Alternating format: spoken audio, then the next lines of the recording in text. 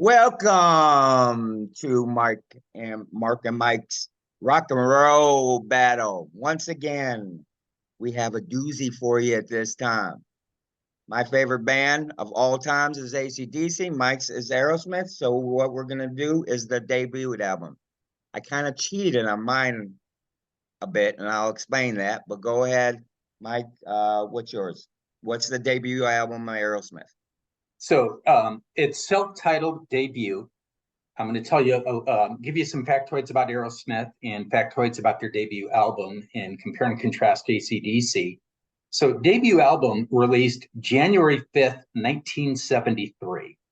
Do you know what else was released January 5th, 1973? January 5th? No. The same day, same label was Columbia released Bruce Springsteen's Welcome to Asbury, New Jersey. Released the same day.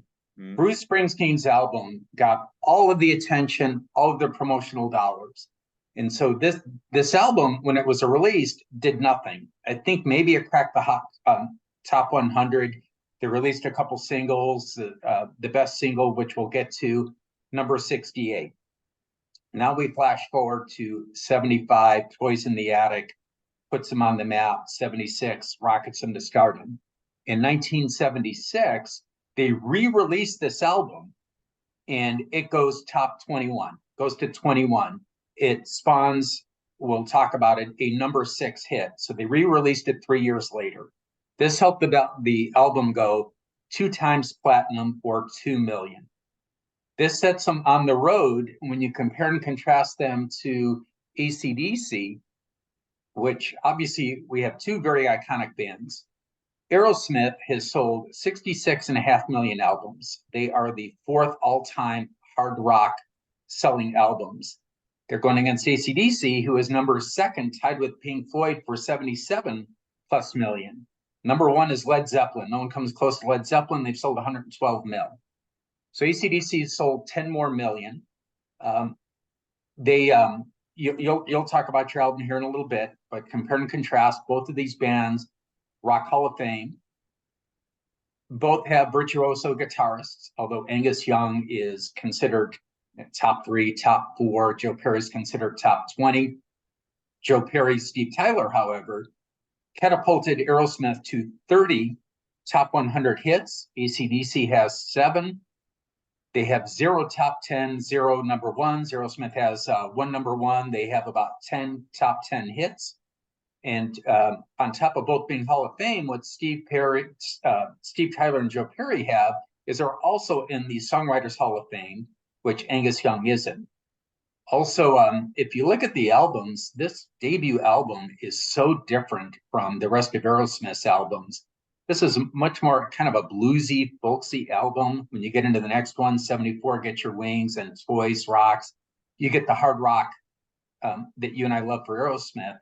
This album's a little bit different. When you look at AC/DC's debut album, which you'll talk about, they're true to their style. Even today, this is a hard rock album. Every album is very consistent. We don't get the true Aerosmith here. We get kind of a bluesy, Steven Tyler even alters his voice to be more bluesy than rock. And so AC/DC was rock from the first album all the way through. And so why don't you tell us about your album? All right, so it actually was the first released international album in 1976. And this is when I was growing up, this is what I heard, this album. But there were actually 2 albums that I had no clue until I researched it, that in 1975, they had 2 albums. They had High Voltage and TNT. Now, what they did internationally, this was their first international album, which sold over 3 million in the US. So what they did is take the first 2 albums. They have 2 songs on the first album of High Voltage. It's She's Got Balls, and what's the other one? It's it is Little Lover. And then the rest of the songs are from TNT. Why they did that, I don't really know why they did that, but This is like Michael said, it's a hard rock album. They stayed true to their roots from day one till basically now. And it's one of the better. I think all their albums are great, but it's one of my favorites. So we can go ahead and get into it. Well, quick question before we get into it. Sure. Bon Scott or Brian Johnson? Oh, Bon Scott for sure. Bon Scott. How about you? I think I'm Brian Johnson. Really? What's interesting, Steven Tyler's more of a crooner. He has he can hit four ranges. Both Bon Scott and Brian Johnson. Bon Scott kind of talks through his lyrics. Brian Johnson kind of screams. It works.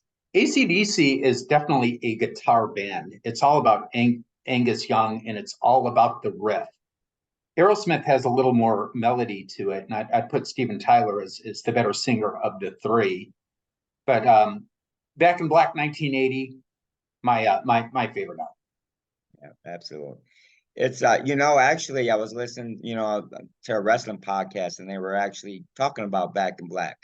And a couple of the hosts said, it reached what, 30 million copies, but it wasn't their favorite. And it's not my favorite either.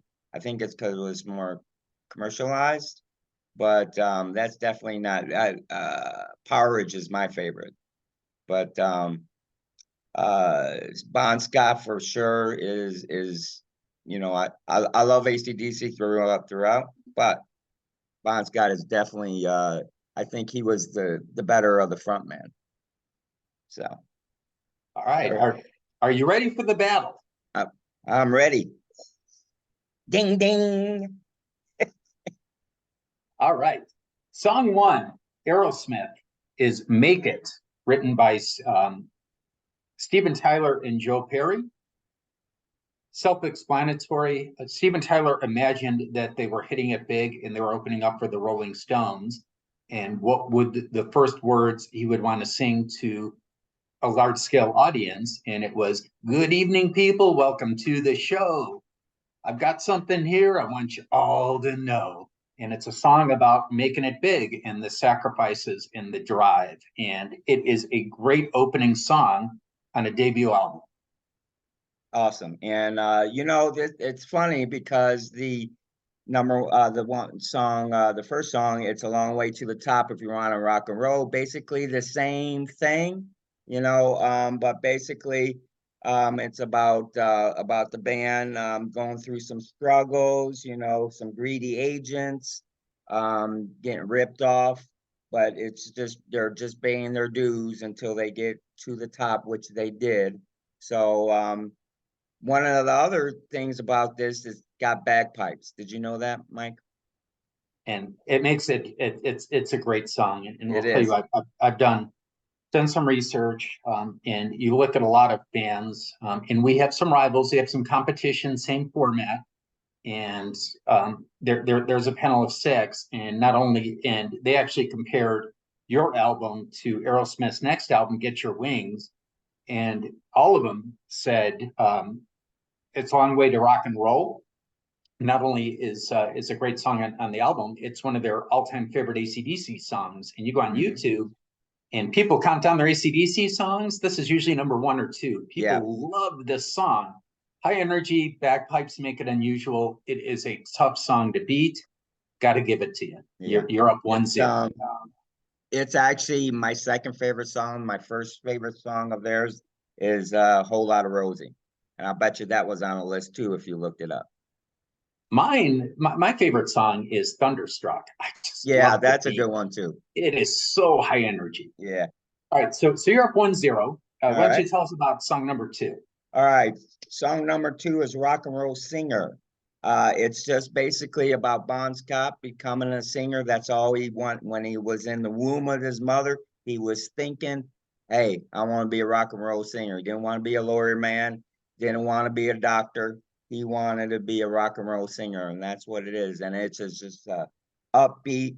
Mainly all this album is upbeat, and it's about him being a rock and roll singer, and That's what he is. What's the second song? Somebody. And this is a song about yearning for the perfect romantic partner and what you want in a partner.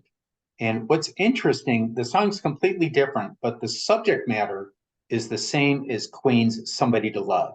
Now, I love Queen's Somebody to Love, very harmonic. It was released in 76, but the subject matter, and I looked and I couldn't tell if Queen was influenced by Aerosmith, but they captured Somebody to Love in the form of Somebody 3 years sooner than Queen. It's a great song. And you and I have talked. What's great about this debut album with Aerosmith is each song tells a story. It has deep meaning. When you get into the next album, Get Your Wings, Toys, they get into sleaze and it becomes a fun rock and roll. Lord of Your Thighs, Walk This Way. It's all about the tryst and getting the girl. These really tell stories in their deep meaning. And so I get that out of Somebody. And will tell you, when I did the YouTube research, as much as people call Long Way to Rock and Roll the best song on this album, they call Rock and Roll Singer the weakest song. And so I'm going to go with what I've heard, which is this is the weakest song on the album. And so I'm going to vote for Somebody. Sounds good. Yeah, I love that sound too. That song too. Somebody didn't know what the meaning was, but I like the music part of it. So, all right, let's go with number 3. 1-1. Huh? We are not 1-1. at 1-1. All right. So number 3 is the Jack. So there's 2 versions of this song. So basically the Jack is the Australian equivalent for gonorrhea. Okay. You see how deep these songs are, but they're so much fun, but there's 2 versions. Okay. One version, the studio version is actually, if you listen to it, you think it's about a poker game, but it's not. But if you go in a live version, which they couldn't do in studio, it's actually about gonorrhea, about how they got about actually every member in the band got gonorrhea from the same woman. Very, I really like the metaphor for the poker game, but this is one of the ones that they do in concert. And it's awesome. It's one of their slower songs, but it still rocks. In your turn. And this goes against Dream On. Okay. I'll explain the song. It really is no contest because this is an anthem. It's iconic. It hits the top of rock and roll song lists. This was written by Steven Tyler. What's interesting is originally they said he was 17. Later years, they have him writing it at 14. But he's a teenager when he writes the song. He writes it on piano. And it's about living your dreams. Dream on, sing with me, sing for the love, sing for the laughter, sing for the tear. Sing it with me. It's all about dreaming big, hitting big. It's a song that's been adopted by many causes, many celebrations. It didn't do anything in 73. The band wasn't known. They re-released it in 76 after the success of Rocks. It hit number 6. And it was great when they were writing the song. Steven Tyler wrote it on the piano. 17, introduces it to the band when he's in his 20s. He wrote it on the piano and the harpsichord. And Joe Perry and Brad Whitford loved it. And while Steven Tyler was playing it on the piano, Brad Whitford was watching his left hand and wrote the rhythm guitar off of what Steven Tyler's left hand was doing on the piano. And Joe Perry on the lead guitar wrote the guitar part off of what Steven Tyler was doing with his right hand on the piano. Just a brilliant, brilliant song. Any song is going to have a tough time beating Dreaming. Absolutely. All right, you got that one. Definitely. Iconic song. Oh, right, yeah, and go ahead. I mean, and Dream On is actually a lot of these voices, the show Voice, American Got Talent, a lot of them do Dream On, try to do it anyways. And some of them do a good job, some of them of course don't, but everybody knows that song. Well, and what's interesting, we talked about, and Steven Tyler got a lot of criticism, not comfortable in his voice. So he kind of does this bluesy voice for all the other 7 songs. Dream On was the only song where he sung in his natural voice, and you get the full appreciation of his range with the high pitched Dream On. I can't even hit that high. Mm. So very iconic, and the only song he did in his natural voice on the album. Yeah, I was going to ask you about that. You know, when we talked earlier, you said it was kind of different. It is. Why did he go that bluesy type instead of the natural, you know, the all his other, you know, of course, during the years his voice kind of cracks and stuff, but you know, why did he do that? Why? Because it was totally different when I listened to it again. In early interviews, he said he lacked confidence, and they had a rookie producer that didn't have enough courage to tell Steven to kind of knock it off, and the rest of the band kind of put up with it, and they were upset. In early interviews, he said he lacked confidence. In later interviews, he wanted to sound more African American. He wanted to sound more black. He wanted to sound more bluesy, and so he was trying to emulate that stuff. Okay, gotcha. Makes sense. Makes sense. All right, number 4. What's number 4 for you? For me, it's One Way Street, and it goes up against. Live Wire. Why don't you tell us about Live All Wire? right, Live Wire is about they do this in concert most of the time anyways, and it's about a dangerous man, don't mess with them or mess with you. But he has a soft side for the ladies. But he sure takes advantage of them. It's just a rocking song, something that is done quite a bit at their concerts, and um, that's it. So what's One Way Street, It's a right? 7+ minute song, um, and the riff was really inspired from a '66 song from the Rolling Stones, Midnight Ride or something like that, inspired by the Stones. What I love about this song is it tells multiple stories. It's about relationships. It's about friction. And when you listen to the song, it's like you're traveling down a street. It's one way street. Looking yonder, what's that I see? Someone coming after me, and it's a journey. I just love this song, and it's got Steven Tyler playing harmonica, and it weaves in three or four stories, very bluesy, very very gritty. One of my favorite songs on the album. Um, I love Live Wire. It's a song about adrenaline. It's upbeat. It's hard rock. It's very representative of ACDC, and so this is very tough because I love One Way Street and I love Live Wire. So what do you think? Well, we're going. You know, they're both kind of rock songs, but I think Live Wire is if we're going to, you know, make a tie, it's A kind of a tiebreaker? tie. They play this song in concert a lot more than they do One Way Street. I don't think they ever played it. Probably at the beginning, right? At the beginning of their career, but they don't do it now. What do you All right, think? we'll give it to you. 2-2. All right. So number 5 is TNT. It actually went number 19 in Australia. Now none of these songs, which is kind of we're going to album and album. None of these songs actually hit the charts, ACDC in the US. And And there's yet it sold 3 million albums worldwide. exactly, I wasn't gonna get to that, but it sold 3 million copies. So it's a testament to ACDC. You know, they don't have to have hits per se.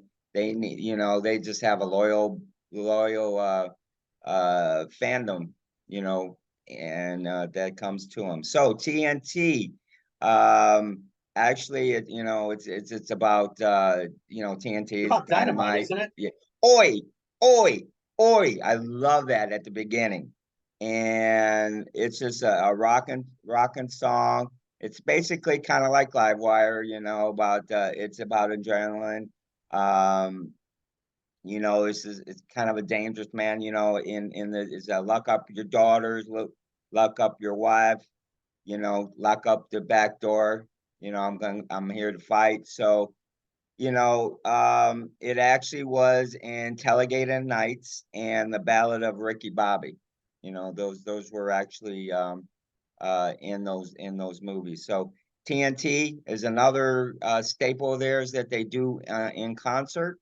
Um, you know, it's hard. What was number 5 for Mama Kin. Mom again? And before we get into that, I don't know if you remember, this goes back decades. Our Aunt Louise owns a bar. She had karaoke night. You and I happen Yes. to be in town. We're from Yeah. different states, I and we go into remember. the bar and to sing karaoke. I sing Aerosmith's Big 10-inch. You chose this song, TNT. And I don't know if you remember, I find it funny. You're like, you love the oi, oi. What you don't realize when you do it in karaoke is you're saying oi about 15, 20 times, and you got like embarrassed. Oi, oi, oi. And by like the 10th time, you were like embarrassed to sing it. So it's funny that you say that's one of your favorite parts. Mamakin, it's a song about freedom and adventure and self-expression. And Steven Tyler wrote the song convinced this was going to be their first big hit over Dream On. It was released, I think, at number 68, number 70, somewhere in there. He was so convinced that he got a tattoo. Mamakin is on his arm because he thought it was going to be a big hit. This is a staple. They play it in all of their concerts. It's been covered by a lot of bands, including Guns N' Roses. And Steven Tyler has joined Axl Rose in singing the song in a number of concerts. So this would be a hard one, you know, because TNT, it's a rocking song, Mama Ken rocking song. It's I think yours is better known though. And if you ask people to name Aerosmith songs, they're you won't even hear Mama Kin in their top 10. right, If you ask ACDC, name 10 ACDC songs, you're probably going to hear TNT in the list. right. And so for that reason, I have to give it to you. And Okay. you are up 3-2. All right. So number 6, I Can't Sit Next to You, Girl. It's just basically about trying to get a hookup. It's about Bon Scott. A lot of these songs that Bon Scott does, it's all written by Bon Scott and the Young brothers, Malcolm Young and Amos Young. I don't know if you know this, but did you know Malcolm Young passed away a few years ago? Yes. Yeah. And So their drummer was like convicted of murder, right? yeah, something like that.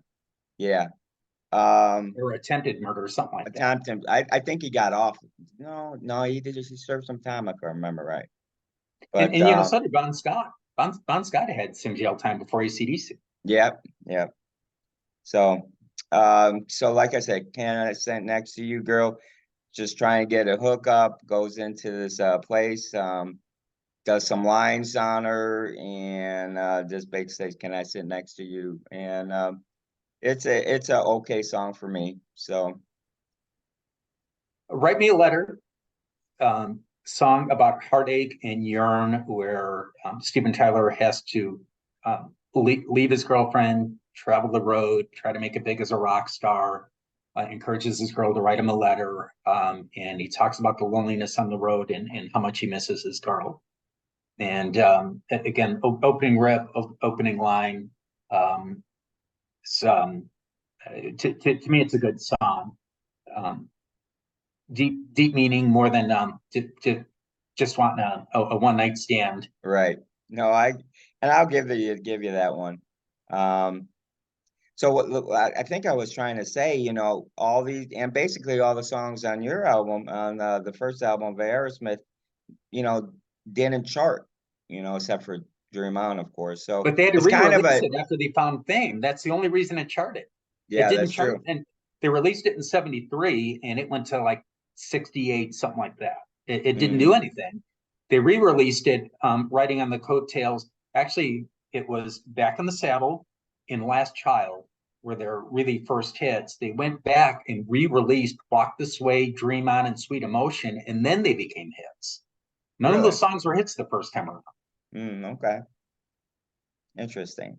So we'll give you that one. So we didn't discuss this, you know, there's 9 songs and there's 8 songs, So right? what our rule is when it's 9 versus 8, for you, you take the 8th song out so that it's your last song against my last song. And so yours is like How can I balls take something. high cat? What? There's a song something balls, right? Yeah, That's what she got balls. yeah, But that's the song. To make it even, you take that song out. okay, sounds good.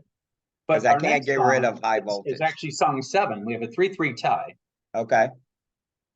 Little Lover, basically a pickup song. Uh just basically we went to a bar. It's got like 3 sections. Went to a bar, picked her up, went on, took her out home to the motorcycle, on her motorcycle, and then took her home. This woman, and actually it's a true story. It's this woman just loved her.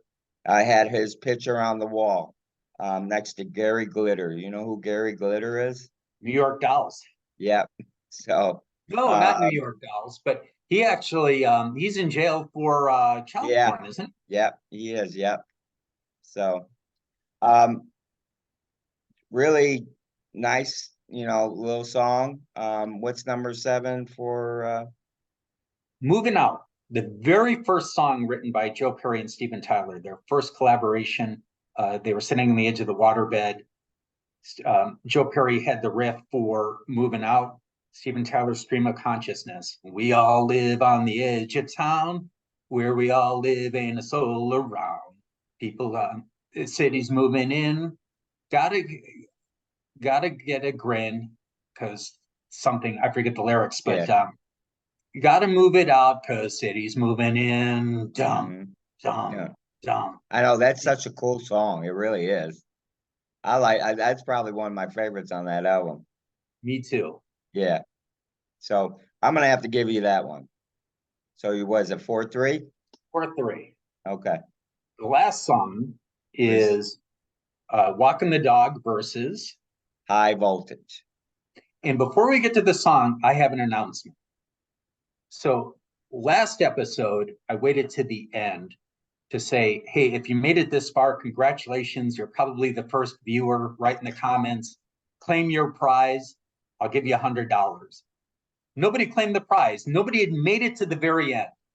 So every week, I'm going to move us up a little bit. So I did it at the very end. Now I'm going to do it at the beginning of. Oh, that's pretty clever. So no one's called you yet, huh? Next week, I'm going to do it. If no one claims their prize, Yeah. I'm going to do it 2 songs. We're going to keep moving it up until someone hears this. Can anyone hear us? Can anyone hear us out there? Hello, hello, Yeah. hello, So hello. you mean no one's called you on it? There are no comments. Listen, if you're listening, all you have to do is claim my prize. I'll even accept I'm on Team Mike for the rock and roll battle. I'm on Team Mike, or claim my prize, and I will give you $100. If you made it this far, congratulations. Yeah. Claim my prize, or I'm on Team Mike, $100. All And now right. we'll go back to it's Walking the Dog versus High Voltage. High voltage, one of the staple songs that are in, there's 3 or 4 songs on this. It's staple songs in their live concerts, and high voltage, of course, is one of them. It's about the rock and roll lifestyle, sex, drugs, rock and roll, just energized. It's high voltage rock and roll. It's just one of my favorite songs on this album. I just love it. And So it goes welcome to against my least favorite song in the whole album, which is Walking the Dog. yeah. It's a remake of a Rufus Thomas 1966 song, Walking the Dog. Now, I went back and listened to the original from 66. They didn't even really put in an effort to remake it. It's a carbon copy. Non-inspirational for me. High Voltage, it's a lot like Livewire. It's an adrenaline song. It gets you rocking, gets your head bobbing. It's a great workout song. No contest. It's High Voltage. Sounds good. So 4-4, it's a tie. And it's kind of lame, though. If you look at the overall album, so we on the song matchup, I think I have to give it to you. A lot of people call Toys in the Attic and Rocks Aerosmith's favorite song, or favorite albums. You get a handful of people saying it's the debut album, but most people say it's Rocks. when you talk to acdc fans, a lot of people say the first album is the best album. And so if we tied on songs, but if on composite, yours sold more, it's better known. I think people could name Dream On from this album, but people definitely Long Way to Rock and Roll and TNT. You have two well-known songs. I have one. So if there's a tie break, I've got to give you to your brother. And so for this week, I proclaim you the king of rock and roll. You're getting good at that. Now, let me tell you, folks, we're in a football league, fantasy football. I lose every time. So every time I win one of these, I go, yeah. Do you know what the streak is in fantasy football? How many times you've had to proclaim you the king? I have no idea. It's a lot. 6 in a row against you. 6 in a row. I'm going to break it this time. Now we'll see. We'll see. So, we didn't discuss this. But you said you want to do somebody that an album or a group that wasn't in the Hall of Fame. Right. One of your favorite groups that is not in the Hall of Fame that you think deserves to be in the Hall of Fame. So I looked it up, and there was quite a few. So I'm gonna go with, what were you gonna go with? And I kind of throwing you off here. You get to choose first and send in the category. Okay, so I'm going with Ronnie James Dio, Holy Diver. Nice. Where are you going? So if this is cheating, let me know, because the episode didn't tape. Boston is not in the Rock Hall of Fame. And if I could do Boston, I'll take either album. That's fine. We already covered their first album, so I will take their second album. Don't look back. Sounds so good. Boston, don't look back. It's amazing to me that Boston isn't in there. Any reason why? You have any idea why they're not? Honestly, I don't think they produced enough albums. How many albums? They only produced 3, right? They issued an album in 76 and 78, and then they sued their label. Their third album, it took 9 years to release in 87, and then it went like quadruple platinum, but they went 9 years in between albums. And I think that hurt them. But those first 2 Boston albums, there was not a bad song on any of them. Yeah. So since I already covered on an episode that I won and then mysteriously didn't tape, so I won't take the debut album. I'll take the second. Don't look back. I considered, though, Billy Squier not in the Rock Hall of Fame. I considered his 1981 Don't Say No, Kansas. They had a couple albums I would have chosen. They're not in. I'm not sure if REO is in. I might have chosen them. There are a lot of our favorite bands yet not in the Hall of Fame. And when I came and started looking it down, and then and you don't know, I love Ronnie James Dio. It's one of he's great. I love that album, Holy Diver. So that's why I picked that one. And it's I don't know when it was released, but I'll tell you when we have the next episode, which will be next week sometime, correct? One of the all-time great rock and roll songs, Rainbow in the Dark. Absolutely. So all right. Remember, claim your prize and tune in next week, probably late next week. We're thinking Thursday, Friday, this should launch. So thank you for watching. Thanks, guys. See you next time.